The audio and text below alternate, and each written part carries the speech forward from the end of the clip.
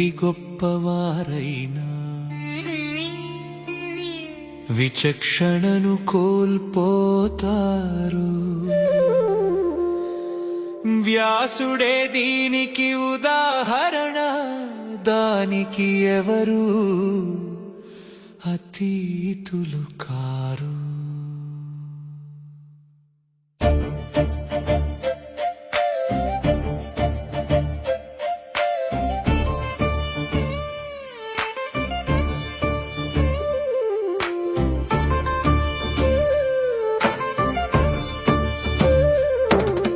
సకల విద్యలకు గురువైన వ్యాసుడు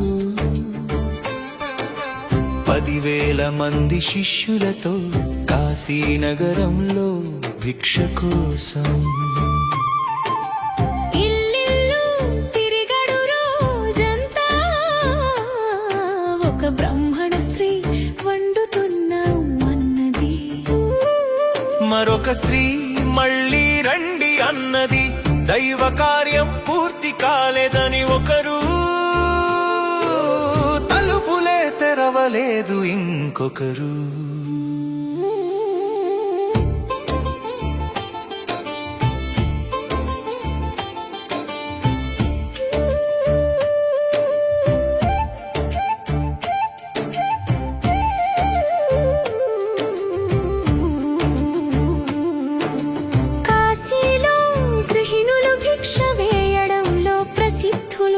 అన్నపూర్ణకు ప్రియమైన పుణ్య స్త్రీలు. కానీ ఏ ఇంటిలోనూ భిక్ష దొరకక వ్యాసుడు చాలా బాధపడ్డాడు. సకల విద్యలకు గురువైన వ్యాసుడు ఇంటి ముందుకు భిక్ష కొరకు వస్తే,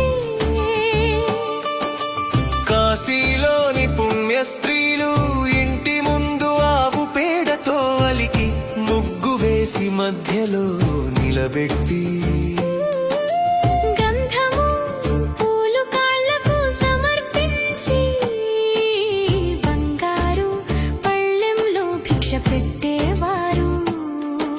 ఇలాంటి పుణ్య స్త్రీలు భిక్ష పెట్టలేదని ఉదయం లేవగానే ఎవరి ముఖం చూశానో అని అనుకున్నాడు వ్యాసుడు. సూర్యాస్తమయం కావడంతో ఆ రోజు ఉపవాసమే అనుకున్నాడు. మరుసటి రోజు కూడా భిక్ష దొరకక కోపం వచ్చిన వ్యాసుడు భిక్ష పాత్రను వీధిలో విసిరికొట్టి, కాశీ ప్రజలందరినీ శపించబోయాడు. 3 తరాల వరకు ధనము లేక మోక్షము విద్య లేకుండా పోదురుగాక అని శపించబోయే వేళ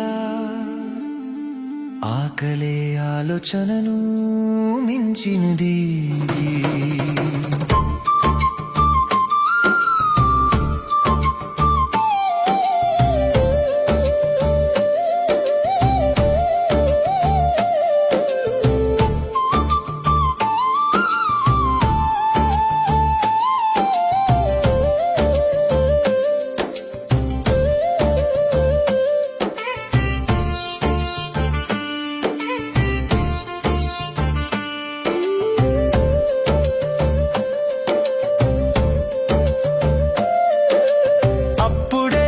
పార్వతీదేవి ముత్తైదువ వేషంలో ఒక ఇంటి ముందు నిలిచి, ఓ మునీశ్వరా అని మందలించింది.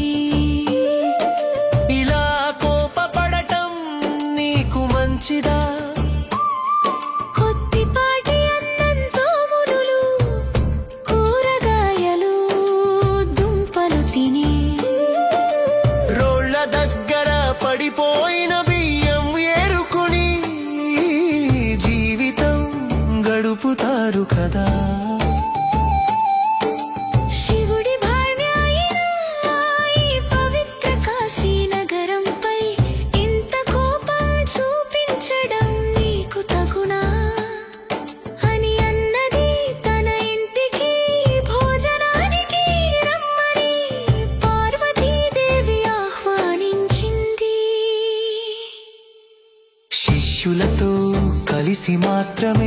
భోజనం అని తన వ్రతం చెప్పాడు వ్యాసుడు. అందరికీ సరిపడా భోజనం ఉంది అని హామీ ఇచ్చింది పార్వతి.